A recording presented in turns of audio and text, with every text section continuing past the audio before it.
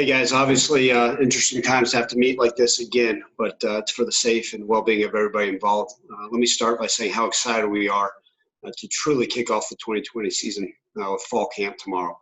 Our young men are excited. They're anxious. It's been almost 8 months since we've been able to play football, 7.5 months. So the young guys are excited. The biggest thing for us is we're always going to take in concern their health, their safety, and their well-being, and that's always been our priority. Since all this stuff has occurred with COVID, and it will continue moving into the football season. We've had great conversations with our guys about the safety precautions we need to take and everything we can do to assist them moving forward. But with all that being said, we've got a lot of weapons, offense, defense, and special teams. We love our roster. It's a great coaching staff. We've had the opportunity to be around each other, social distancing, and continue to learn and grow as we've added more staff members. And we're really, really anxious and excited to get on the field tomorrow and kick off this 2020 football season. Okay, anybody have any questions? Megan Rice. Hey coaches, you guys are getting ready for this first practice. I'm just curious for you, how much time is spent on game planning football and now kind of game planning COVID and safety protocol, and what's kind of practice going to look like tomorrow? Yeah, I think we've, kudos to President Rudd and Laird Beach and our administration. They've done a wonderful job, along with Daryl Turner, our head athletic trainer, of really putting protocols in place. And so I'm following the lead of them in our city and making sure we do the things the right way. The school's got great ideas and things in mind, and we're going to follow those. We've already, with it being us allowed to have meetings, spaced out, we keep our guys separated in meeting rooms. They wear masks. We're in the building, making sure we're taking those right precautions. We'll have some face guard shields that we recommend they wear when they're on their field. And so we continue to do those things. But, as much as we can, we also focus on football, but by doing so safely. And, look, we've been game planning. We're excited for practice. We've probably scripted the first 12 practices already. I understand that we've got to change, move around. But with all that in our back of our mind, our number one concern will make sure we're doing it so safely. Okay, Clayton. Hey, Coach, how you doing? Good, bud. How are you? Good. With the week 2 game against Purdue not, no longer taking place, is that more of a convenience for you guys not to reschedule in terms of the 2 weeks now before Houston? Or is it just a difficulty in terms of trying to find a game to fill? You kind of have that opportunity to have a full 2 weeks after that first contact with another team to make sure you guys are safe and good to go again before conference. Yeah, Aaron and I discussed all the different options. Obviously, we were just presented with our schedule yesterday. So it's hitting and getting and having those conversations of exactly what we want to do. But, we're 20 hours removed from knowing our schedule. And, we have the understanding that things got to be flexible moving forward.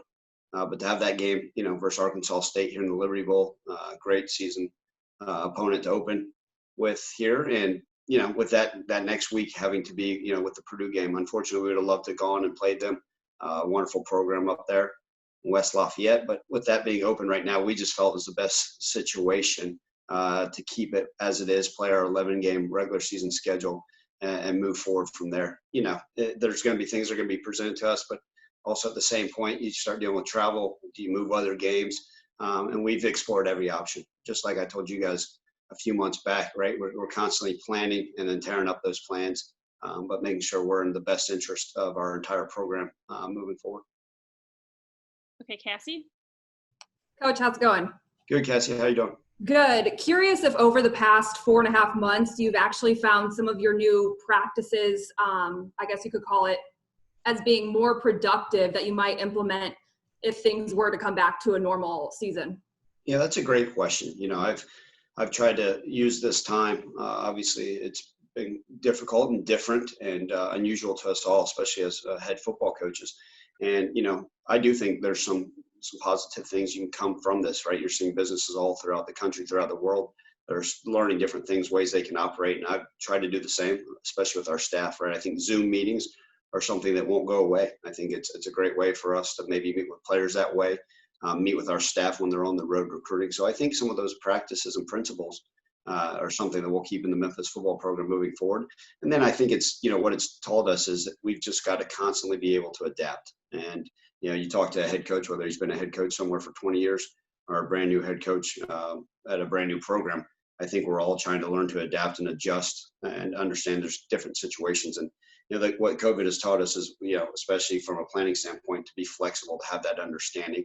And you know, the nice thing is our kids have been resilient. I think I'm the one that gets worried about more than anything. They adjust on the fly, understand that, you know, NCAA, our conference, has different rules and regulations, and they've been wonderful through this whole time. Okay, Evan Barnes.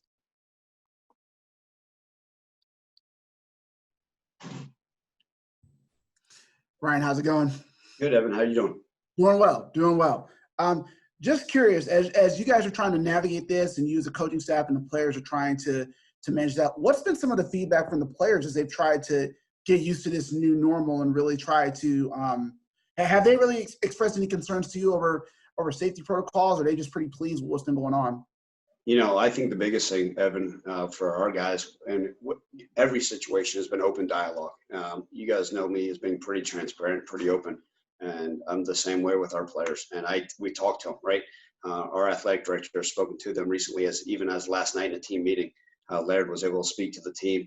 You know, Daryl Turner, our athletic trainer, we're constantly, you know, trying to have that open dialogue and express any concerns that they may have about COVID or anything that's occurring in their life. And I think that's the biggest thing, is just being there for them, knowing that they have someone they can talk to, any concerns they have. And we have had some dialogue, and it's been, you know, positive in a way that's, look, let's figure out what we can do to help them and any concerns they may have. But I think all in all, and I'm not going to speak for the entire team, I think they've been pleased with what we've been trying to do. And every day we're learning, right, different ways. I mean, tomorrow will be the first time they've put on a helmet since the Cotton Bowl. And so, you know, we're going to learn, hey, is the face shield a good way to, you know, protect them during practice? Is maybe a pull-up gaiter, or maybe, hey, you know, different things we've got to do. So all these things we're going to continue to learn, and we're going to listen to them and see what we think's best. But again, everything we'll do is with their safety in mind. Okay, Steven Johnson. Hey, Coach, how you doing? Steven, welcome officially to your first virtual press conference. Glad to have you here. All right, thank you so much for that. It's kind of a follow-up to Evan's question. You said you've been talking a lot about the safety protocols. Players in the Pac-12 and Big Ten are kind of organized due to their concerns about that. So I was curious your thoughts about that, and also have you talked to any of your players about them organizing? Yep. So, you know, look, I understand what's going on throughout the country, and, you know, players have over the last few months have expressed themselves in a variety of different manners, right? And using their platforms, whether it be COVID-related issues, social issues, and I applaud them for doing so. They have every right to, and I encourage our guys to have positive dialogue on anything that may benefit them. So with that being said, our young men have not spoken on that to me. Again, I'm not sitting there asking them, hey, you guys think about this or that. It's just more of what can we do to help you? And like I told our team yesterday and the day before, is my number one job and the entire staff's number one job is to serve them. And when we serve them, it's by holding them accountable, right? To make sure they're going to study hall on time, to make sure that they're following the safety precautions and safety measures, right? They have a daily COVID checklist. If they don't feel well, they need to call our athletic trainer immediately to make sure they're not coming to the building. We get them the proper help they need and get them tested. All those things, all those safety precautions, all those things we'll continue to do and have in place in order to make sure that their needs and their safety is met. And so, you know, look, I hope we continue to have open dialogue for a long time here at Memphis with them about anything they need. And, you know, I do think they're in a positive mindset moving forward. And if someone's not, you know, they know that they're able to come to me, our athletic director, Daryl Turner, anybody. And look, we understand that everyone has the right to make that decision. Okay, Teresa Walker. Ryan, one good advantage, you're taking over the team first year as a head coach, but your familiarity with that program and the talent you've got back, you know, especially with Brady leading as your quarterback, how much does that maybe help as you dive in dealing with all these unique situations of this pandemic? Yeah, that's for sure, Teresa. The biggest thing is, you know, I've talked to our guys and our staff. It's been about the relationships with these guys, even our new coaches, right? Develop these relationships. And sometimes it's been looking into a computer screen and trying to get to know these young men and develop that relationship. And I think that's helped us. Obviously, you know, Brady White and some of our veterans coming back will certainly make it easier for us on the field to have success because of the type of talent they are, but also the type of young men they are, having an understanding of our offense. But I did think the biggest thing is, like I told our guys yesterday, is that trust factor, that mutual respect. And we're fortunate because I am a new head coach. It's been at a place now going on my 5th year where most of these guys know me. They know that the way I'm going to do things, the way that we work, and everything is going to be to have their best interests in mind. And that's the key to this whole thing, right? I think we've seen it throughout the country that some of these miscommunications amongst head coaches to players, different dialogue may have not gone always the right way. Maybe it's a distrust, maybe it's just the way things are going. So I'm always going to communicate with our players to make sure we're moving in the right direction. And we won't always be on the same page, but to make sure we have the understanding of why we do things, again, always in their best interest. But certainly having a veteran team with some of those great leaders and having been around them, very fortunate moving forward. Okay, Terry Davis. How you doing, Coach? Good, Terry. How you doing? All right. Last year, going into the season, one of your biggest areas of concern was the offensive line. What areas are you looking for that kind of worries you that you want to work on before opening day?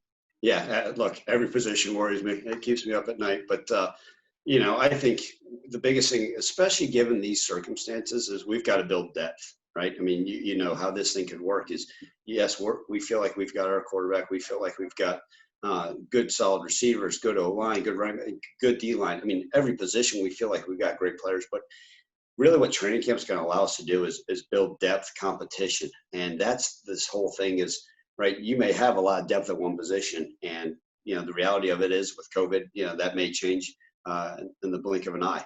And so we're really, as a staff, kind of looking to see who can establish themselves, make sure everybody's learning the base fundamentals.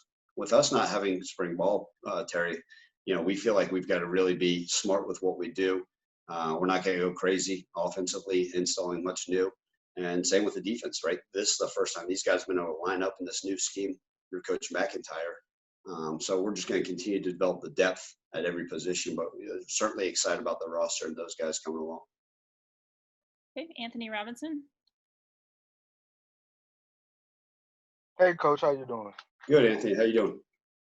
Pretty good. A question about the Black Lives Matter stickers. When that announcement was initially made, there was a lot of, from certain people who were not in favor of it. Has that kind of died down? And have you had any one-on-one conversations with fans that were for and against it? And how did those conversations go?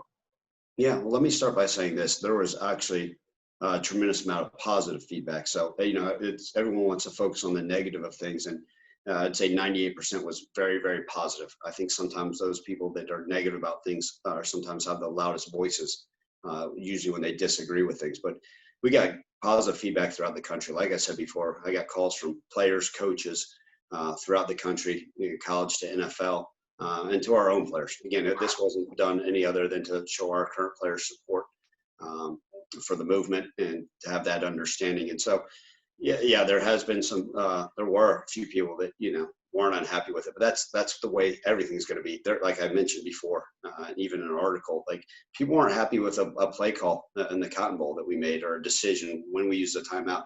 And that's always going to be the nature of this, right? You put in a position to lead and do what's best interest of your group. And that's what we did. And that's what we're doing moving forward. I have had some conversations with some people. I've had friends that don't necessarily understand what it is and why we're doing it. I think explaining and sitting down and have them understanding why we did it and why we're doing it moving forward has put a lot of people at ease, and a lot of people are now supportive. It's pretty interesting. Like I said, it's so much of it's just educating that this is not a political statement. This is not a Marxist deal. This is a movement moving forward, supporting our players, our young men, and our community. Mark Giannotto.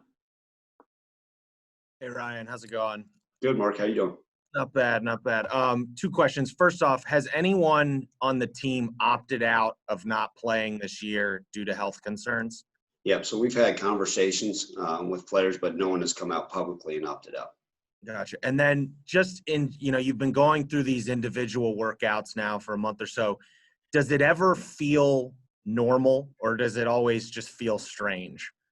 Everyone keeps using the term new normal. And I think that's the biggest thing, is just having that understanding that, look, every day has changed. We put together plans for a week, and, even the way we're trying to approach things. Okay, hey, every player's got to have their own individual water bottle at times, right? The water fountains have wraps on them, right? And so every day it's a little bit different, right? I never thought I'd be lifting a weight with a mask on. It's not very heavyweight when I go down there, and then having to wipe down the bar every time in our own weight room.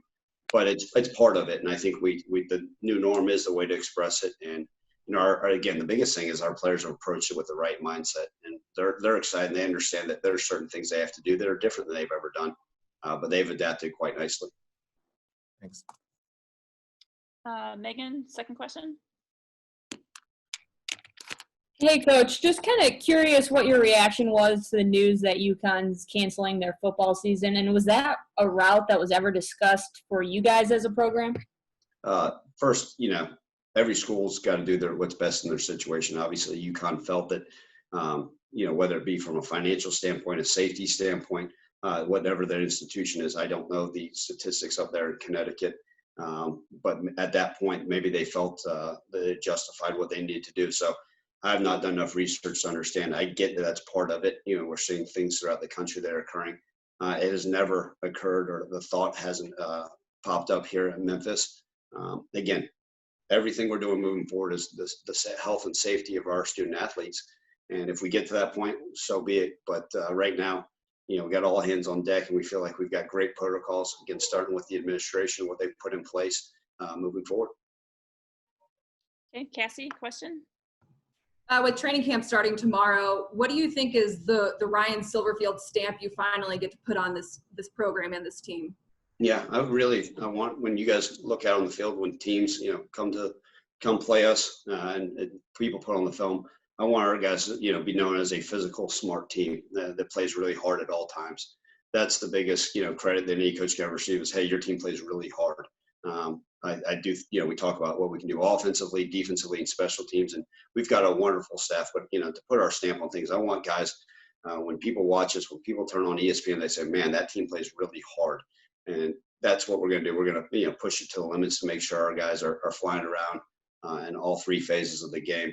And, at the end of the day, if we put together a good enough scheme, we'll like the end result. Stephen?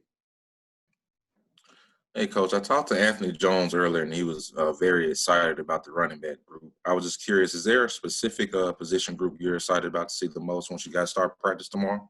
Yeah, it's hard not to be excited about our running back room. That's for sure. We obviously Kenny Gainwell, Drake Clark, we got a lot of depth in that room as well. We're excited about Brady and the depth in the quarterback room. For me, it's going to be really interesting because I have a pretty firm understanding of what we have offensively, where we got to continue to improve, like at every position. But we're really excited to kind of watch our defense come together. A new scheme, guys are playing in different positions. And that's really what I'm kind of excited to be. I've been able to pop in and out of meetings, with my mask on, and go sit in the back out of the way and kind of learn and listen and see how guys interact and some of these walkthroughs. So I'm really intrigued to see that development occur. Obviously, training camp shortened. We really only get 9 practices due to school starting earlier. So, we're going to have to be advantageous given the hours that we're given and watch our defense come together. All right, Evan?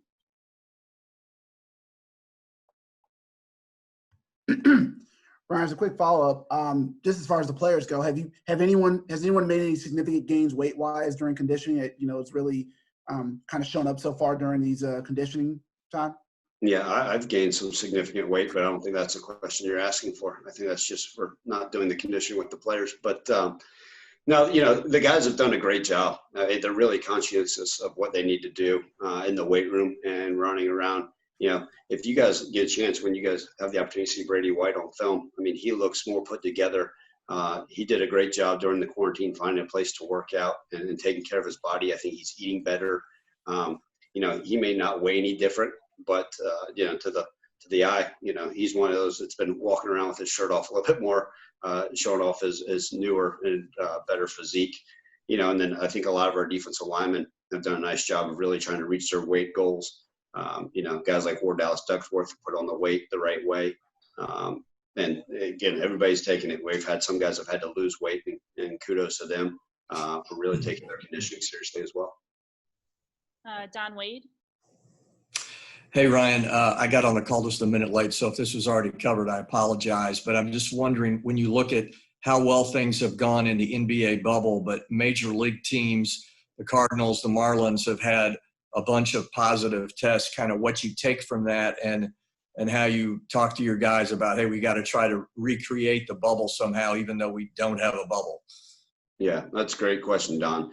That's one of those things that we've constantly, every single day, we're hitting our guys on different situations and really being safe.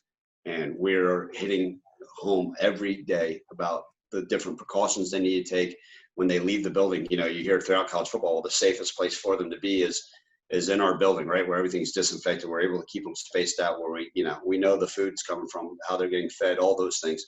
It's really when they leave, we're constantly, showing them examples, right? You hear about, hey, this college program got shut down because a bunch of people went to a fraternity party or a COVID party up in the Northeast, right? That's how things are occurring. So we're just constantly trying to educate our players about being safe, especially when they leave our bubble here, and the understanding, look, all this hard work, all these things, we're going to training camp so we can have a season, and it's got to be really important to you. So we're always showing them examples of the right way to do things, and then some examples of where things have gone awry when you hear about, people going out and getting infected. So we're doing everything in our power to continue to educate, and that's going to be an ongoing process throughout the entire season.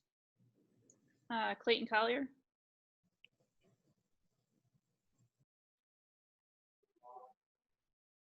You're requiring that no matter what, can you hear me now? I got you now, Clayton. Okay. Just the NCAA has made it known that, whether or not a player has, decides to opt out, that their scholarship must be guaranteed. What did you think of that ruling across, college, that players can safely make that choice and not, have to risk their scholarship?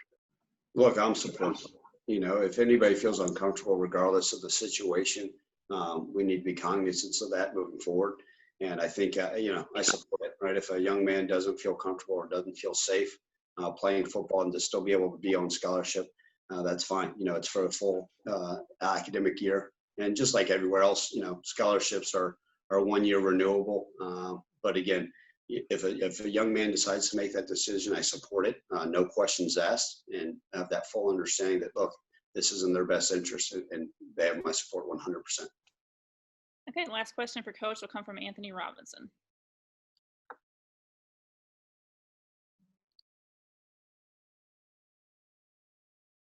Anthony, are you there?